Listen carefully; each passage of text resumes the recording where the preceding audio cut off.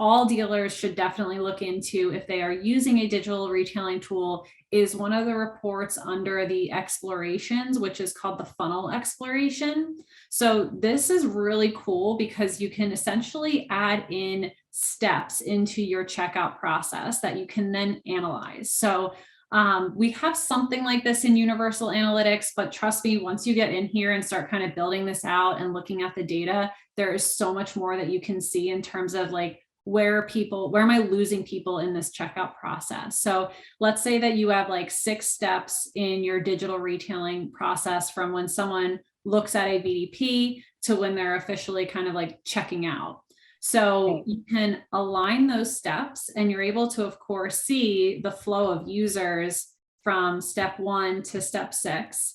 But then you can really filter this data to look at the length of time between step 1, step 2, step 3, etc.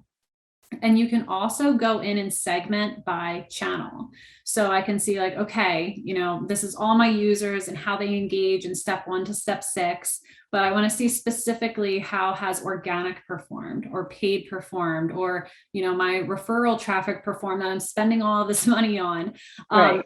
Really kind of dig into the details there. But then there's also this feature called next steps, where you can literally dive into like, okay, let's say I am losing a large percentage of my visitors between step 4 and step 5. They're just completely falling out of the funnel.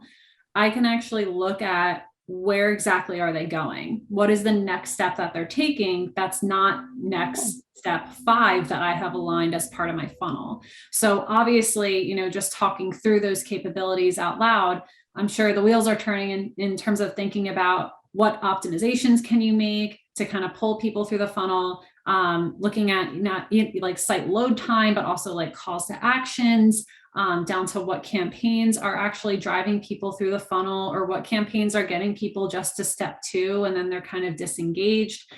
So that from an e-commerce standpoint, from an automotive standpoint, that's probably one of my favorite reports right now that's already in there.